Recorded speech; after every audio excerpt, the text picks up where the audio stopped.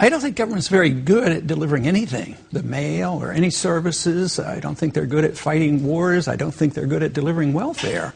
And so I don't agree with the system at all. And I basically don't believe there's a proper understanding of what rights are. Because this whole argument, Republicans and Democrats assume people have a right to stuff. They have a right to care, and they have a right to a house and a right to a job. And as a constitutionalist and a believer in individual liberty, I don't approach it that way. You have a right to your life and your liberty. You have a right to work hard and keep what you earn. But once you say you have a right to something, and government's going to give it to you, they never ask the next question. Where does the government give it? They have to violate somebody else's right. Government is supposed to be established in a free society to protect rights, not to divvy up the loot and shift things around. So this demonstrates a complete different understanding of what rights are and what the Constitution says. You are a living example of sort of an anti-establishment, sometimes contrarian, the libertarian streak you have in you, not always in agreement with your own Republican leadership in the House of Representatives. And yet, in this anti-establishment climate in the country, even you have some Tea Party primary opponents perhaps running against you back in Texas. Is that a good thing for the Republican Party and the conservative movement? Sure, I think so. We've already had our primary, and I think people see opportunities. Of course, I got 80% of the vote in my primary. So, but no, I think it's an expression, and people might make misjudgments politically, but I think that's very healthy. That there's another party, and the party is the party of the people. It's not truly a party.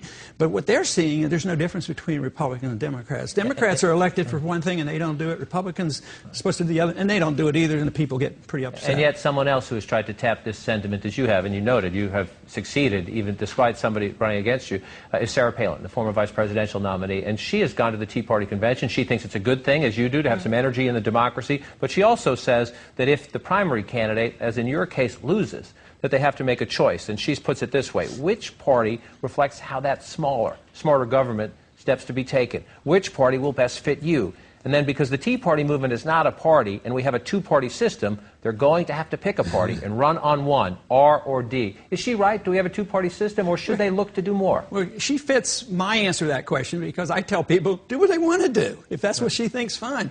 People ask me that all the time. What should I do? What should I do? Should I be a Republican, an independent, a libertarian? I said, just do what you want to do, and that's sort of a libertarian answer. But unfortunately, the laws are so biased against competition.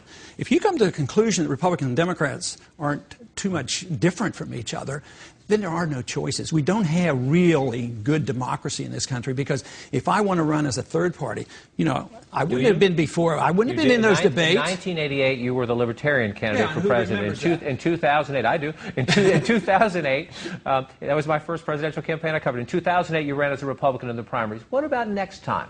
Will Ron Paul run for president again? And would you, in this climate, will you sense the disconnect with both parties, would you say, you know what, let's try to do the third party thing. I'm going to run as a libertarian. I dread the thought, and I get asked that question all the time, because it's a gruesome thing. And yet I have a lot of people, and my big surprise has been that the momentum of what we were doing in the presidential campaign, I thought, the next day it would be over and done with, and nobody would ever ask me another question. But the campus rallies that we have now are bigger than ever, more enthusiastic. People are looking for answers. And I'm sort of in between this thing, not, You say you dread the thought, but that wasn't a no.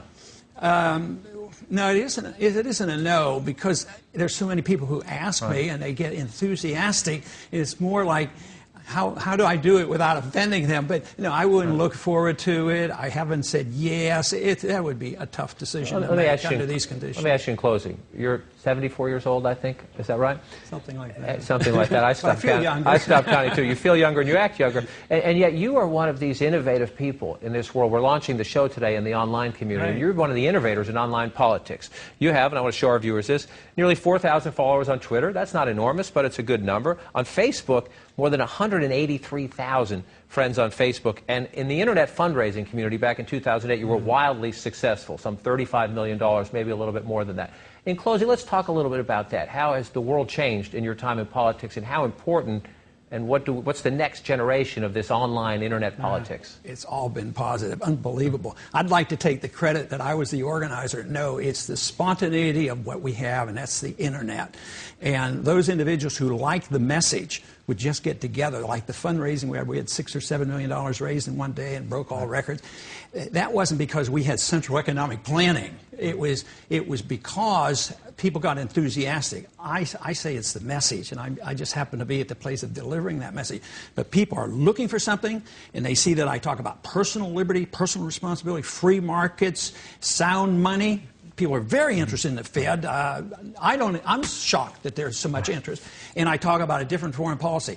And when you talk to especially the young people, it makes a lot of sense to them when you talk about personal liberty. And when you talk about, I'm not going to go up there, I'm not planning to give you a lot of stuff, they don't care because they know the government can't deliver. Right. Government's bankrupt. That's what is the problem on the Hill, is nobody admits the bankruptcy. That's why this whole debate on medical care, the people think it's so foolish. An endless war and endless welfare, and we're going to raise the national debt this year, $2 trillion. The people understand that, but there's very, very few on the Hill that have the vaguest notion what that really means, and it means trouble for this country if we don't straighten up our act.